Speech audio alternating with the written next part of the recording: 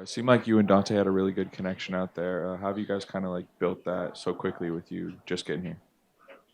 Just when I took my visit, he was my host. Hanging out.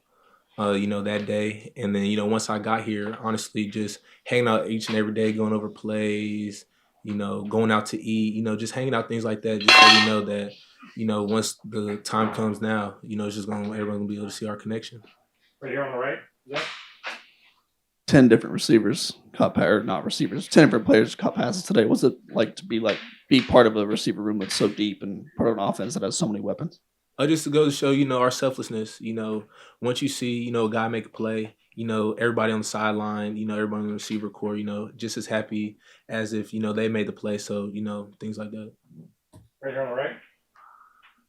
The receiver room got considerably younger in this past offseason, except with the addition of you. Like, how have you been able to mentor the younger guys and just show them how it is and how to be a college football player?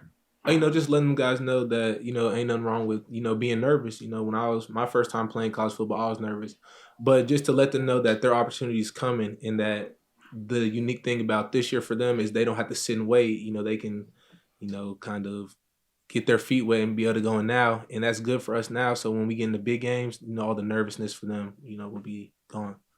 In the middle, Matt. Can you explain the growth of the command of the offense from Dante since you've arrived that you've seen from him? Because he talked about how early on in his career he'd take chunk plays or try to make chunk plays or force throws, and he's starting to take the easy play. Just him knowing, we should stay in front of the chains. Not every play needs to go deep. But, if he does do that, as receivers, we got to, make him look right. And, he makes us, look good too. So it's just him knowing we all just got to be on the same page, running the right depths and things like that. And knowing just because we don't get 50 plays on this play, you could check it down and we can get 50 plays on the check down. Right here on the right, Zach. You mentioned the receivers taking pride in celebrating each other's successes. Curious what your guys' reaction was to seeing DeCorian's block during Gary's touchdown. Man, so, we call plays like that ATM. So, every play, obviously we watch, but a play like that just shows a guy like DeCorian who's very electric.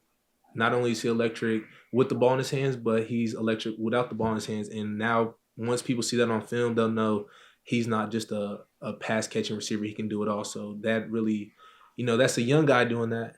And if everyone's doing that, then we're going to be a scary group to go against. Back middle here. Capped off a well-executed 2-minute drill with the touchdown. How did it feel scoring for the first time in front of the odds and faithful? It was just a blessing, just that my number was able to get called and I made the play when my number was called.